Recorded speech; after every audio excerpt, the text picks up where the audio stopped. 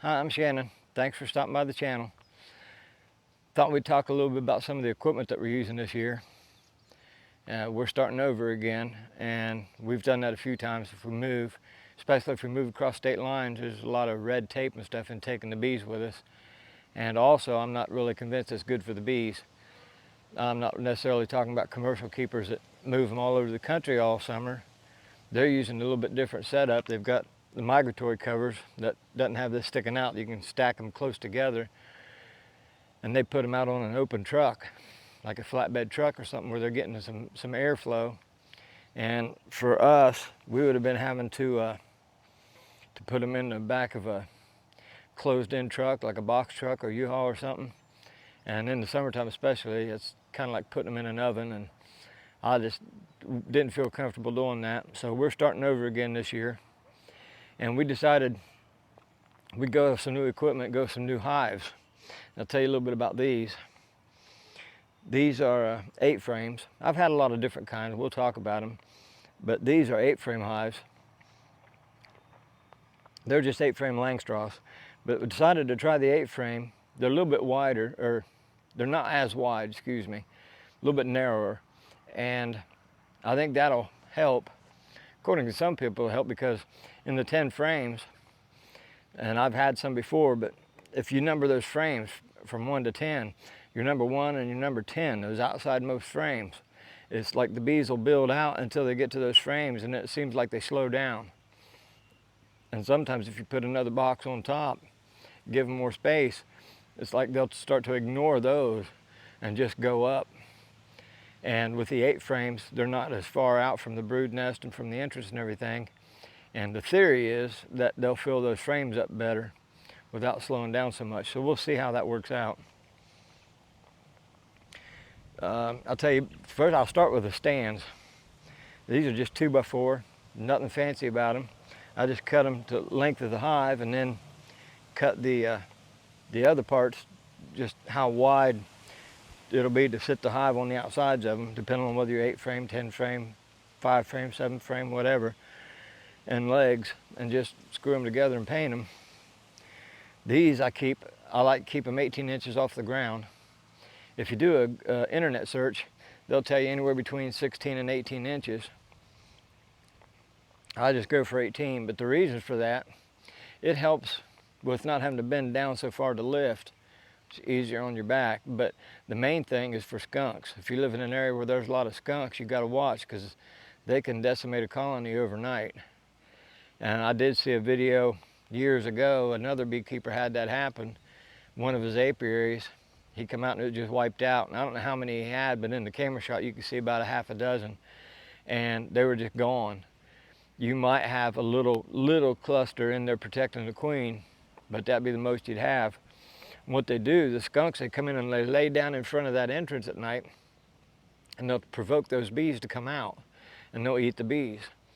And that's what happened to this guy. He did some looking around and found the scat and all the evidence that it was the skunks. And you'll see that happen. People set them down on the ground, or they'll set them on a pallet or something, maybe just a few inches off of the ground, and that just makes it easy for the skunks. Whereas if you raise them up at least 16 inches, the skunk's got to stand up to get to that entrance. And when the bees come out, they sting their belly. That's their tender spot. All that hair and stuff, they don't really get stung too bad on the rest of their body, but they get in that belly and they'll get stung, and it'll drive them away. So that just makes it easier for the bees to defend. I'll also strap mine.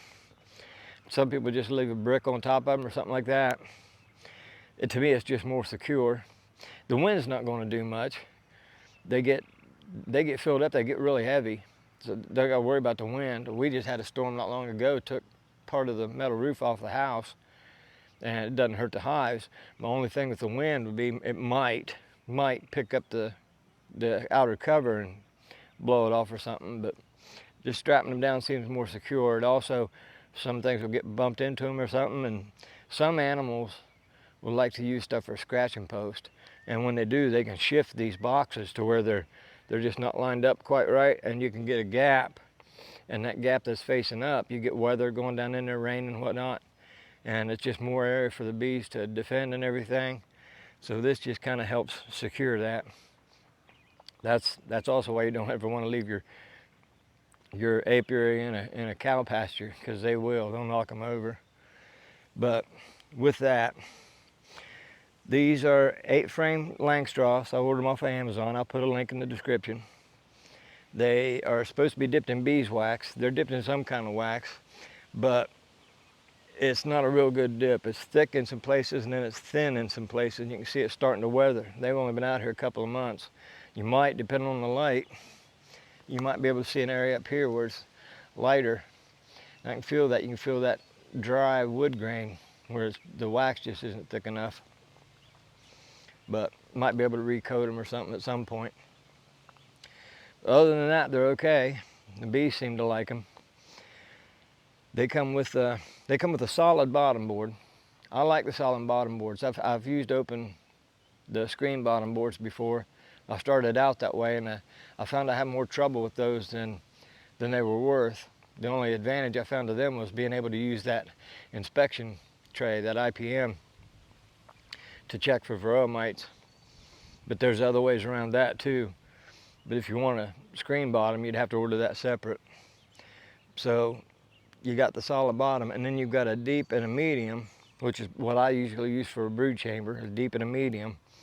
And with the frames, they come unassembled, but they go together easy. They're all pre-drilled and everything. You just tap them together and then put the screws in them.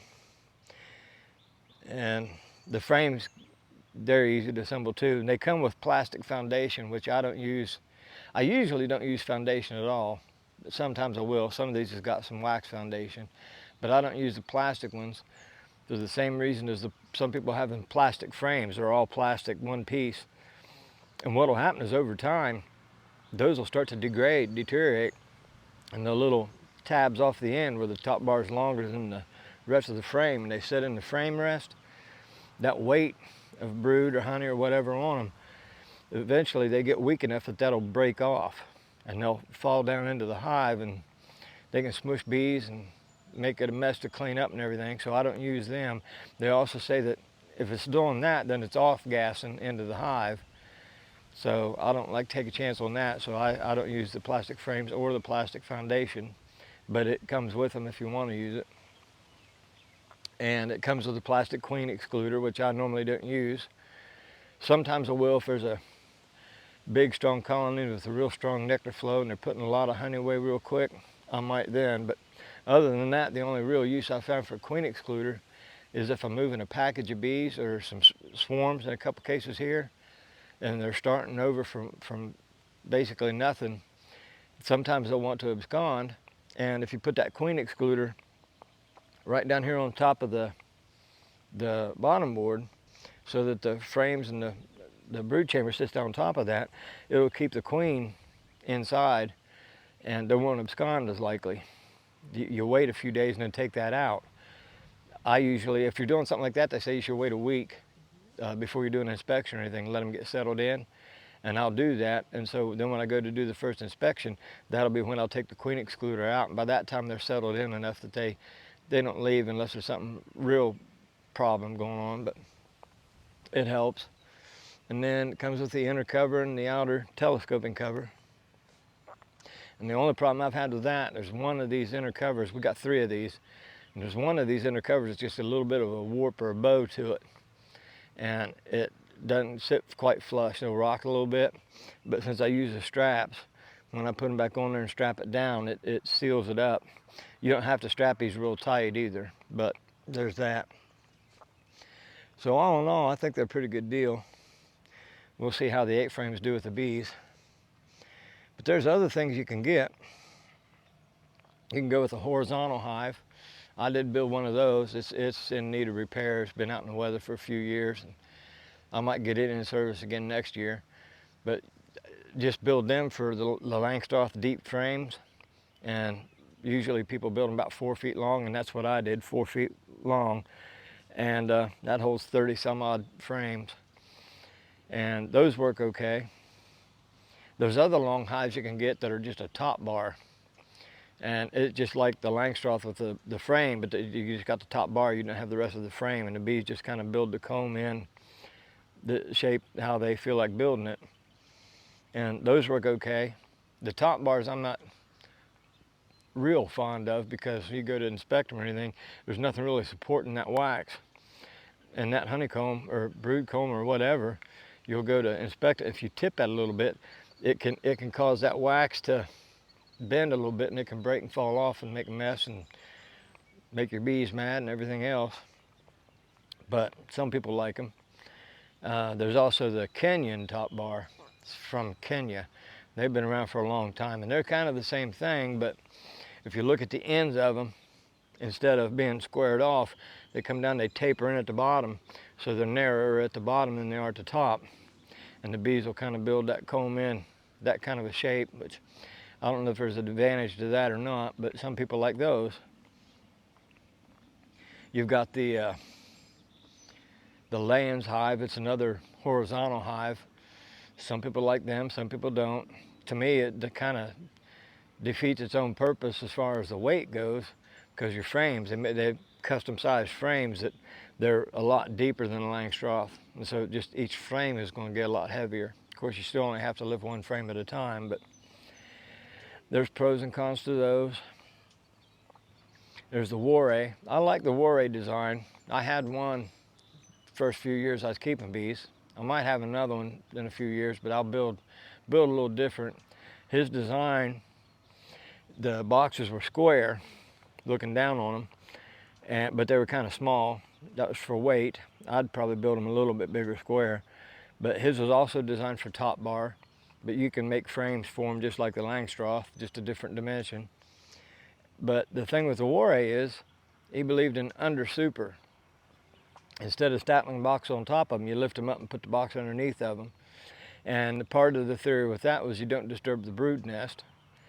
So he had a contraption he built. I don't remember exactly how it worked, but I've seen other people with the Warrays. They'll either have a hand crank with like a winch, a ratcheting kind of crank, or a hydraulic thing with a foot pump. And they got, instead of the recessed handles, they got a handle on the outside, kind of like taking a 2x2 and just putting a piece on there, and you can pick them up with that. And these devices they'll build slide up around. They're kind of like a forklift, and then they raise the boxes up so that you can put the empty underneath of them. But if you're inspecting them like I do, and like you have to in some parts of the country, you're going to be breaking up that brood nest anyway. But I still like the idea of the under supering and just the overall design of the Warray. His also did not have the flat cover with the metal on top. He didn't like the metal. He said that was too loud for the bees when it rains and stuff, and I can see the logic behind that. And I have taken that metal cover off in times past, but I don't know if I'll do that to these or not. So his tops, they angle just a little bit like a gable to shed the water. And he also designed a quilt box to fit on them, and that's just got a screen on the bottom. You usually use a number 8 hardware cloth, or you can use any kind of metal screen, window screen or whatever. Burlap, they'll chew through that, but then they put a quilt in there. You can use stuff other than a quilt, just something absorbent, and it absorbs that moisture like in the wintertime, and in the spring you get that condensation inside, and that it'll condense on the underneath of that lid, and it'll drip down on the bees, and then when it gets cold they'll freeze. And the quilt box kind of helps eliminate that. I've built quilt boxes for my Langstroths, a lot of people have, and I like using them, especially in the fall and the winter. But there's that. You got, like I said, 10 frames. I've had those. I got a friend, I'm going to be taking care of his apiary this summer. He's got too much to do with his farm with the cows and the hay and all that kind of stuff. So I'll be taking care of his, and his are 10 frames. My first year, I built 7 frames. Now, I've seen people argue that the 10 frame deep is the perfect size. I'll say maybe, if you figure cubic inches, it might be the right size, the perfect size for the bees, if there's such a thing as a perfect size. But I don't think just the overall layout is as good with it being so wide, but that's a matter of opinion, I guess. But this other guy I watched years ago, he used 2 mediums, 2 7 frame mediums for a brood nest, and he said, according to his math, that was the perfect size. I, again, used a deep and a medium for the brood nest, but there were 7 frames, and they seemed to work really good. I don't have a place this year to set the workshop up where we're living at now, but at some point I'll get my wood shop set back up, and I'll probably build some more of those 7 frames. And then, of course, you got your 5-frame nukes. They're just, again, Langstroth frames. They're just narrower, hold 5 instead of 8 or 10. And that's nuke, that's for nucleus colony. It's a small colony, a resource colony. If you're starting over with a nuke, that's a pretty good deal, because then they've already got a lot of comb and brood and food and stuff going on in there. So when they start to grow out of that, then you can move them up to the bigger hives, and they've got a good head start, and they're not as likely to abscond. So there's that. A lot of people actually overwinter in those nukes. The ones I've had, you build out of plywood, and you just for in the summertime for doing splits or whatever. But you can get them built just like these, just narrower to fit 5 frames, and you can separate components, bottom board, the boxes. These are called hive bodies. I just call them boxes.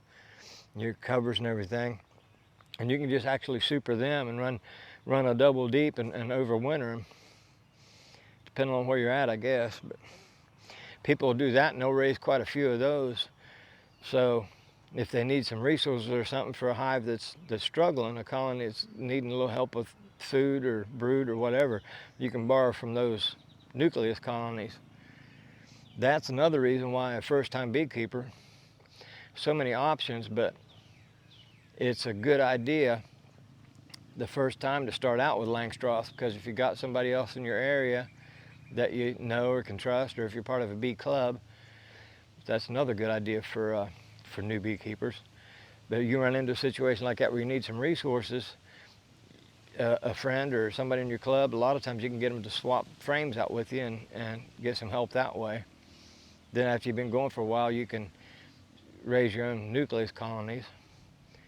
So there's that. But in the wild, the bees do all kind of stuff. Now everybody thinks of the hollow tree, and that's, I think, where you're most going to find them in feral colonies. That's what they like. It's pretty well insulated, and they get a lot of space. But in addition to that, they'll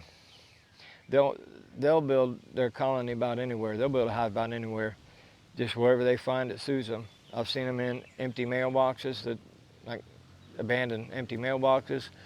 They'll get in the eaves under the house, in the siding, in the walls. If there's no insulation in there, like in the older houses, they'll get in there and they'll insulate it for you with all that comb. They'll put colonies all kind of places. There's also what they call an exposed hive. And that's where sometimes if they don't find a place to go, they'll start building comb hanging right off of a tree limb, or under a porch banister, or underneath a overhang from a roof or anything. And they'll just build the comb right out in the open. And when they build that comb, they layer it together where they can control the airflow between those pieces of comb, and they'll make a hive that way and stay. You just never know about them. But the idea for us is to try as best we can to replicate what the bee's like in the wild, in nature. That's another thing about the Warray. He liked the under super because bees are going to start at the top and work down. It should be obvious they're not going to build the wax at the bottom and start stacking it up because it gets weak. But when you under super like that, it continues that progression of building from top down, which is how the bees like to do things usually. So that's another thing with that. You've got, they call them swarm traps. I think it's kind of funny because you really don't trap the bees. You might trap them for a couple of days while you move them, but when you open them up, they can come and go anytime they want. They'll leave, abscond, whenever they feel like it. But that's why we try as best we can to replicate their natural environment, I guess. But swarm traps, people put boxes in trees, you got, especially like a 5-frame nuke, and they say the 10 frames is the ideal size. So I've seen people put 10 frames in a tree or up on a pole or wherever. A common thing now is the 5 frames. You look at a 5-frame deep nuke, well, they'll just double the depth, and they've still just got 5 of those Langstroth deep frames in there. They're going to start at the top and fill in up there. and you should keep an eye on them, and once they've been in there a week, you should go ahead and move them. And by that time, they shouldn't really be building much on the bottom of the frame, so it's not a problem. But that's a common way to go. I've seen 5-gallon buckets. I used one once. You take the open part of the bucket and attach it to a piece of plywood with a bracket to hang it in the tree, and then you put an entrance in the other end of the bucket, and they'll hang that comb in that bucket, but you watch them, and when you've seen bees in there for about a week, you go ahead and take it down and move them. But there's just a ton of different ways to go. But the Langstroth here in the United States is kind of like the standard hive. Over in Europe, they've got something real similar to the Langstroth, but the dimensions are a little different. I think they call it the National. But it's real similar, just different measurements. But yeah, here in America, the Langstroth is kind of like it's just the most common, and it is a good way for a new beekeeper to start, like I said, because of the resources and everything. There's a lot of different options out there, but like I say, Langstroths are recommended, and these 8 frames are working pretty good so far. We'll see how they do over the course of the summer and through the winter into next spring. But I will put the link in the description for you if you want to check them out. And we'll just take it from there, and I thank you for stopping by, and remind you to click like and subscribe if you like the content, and comment.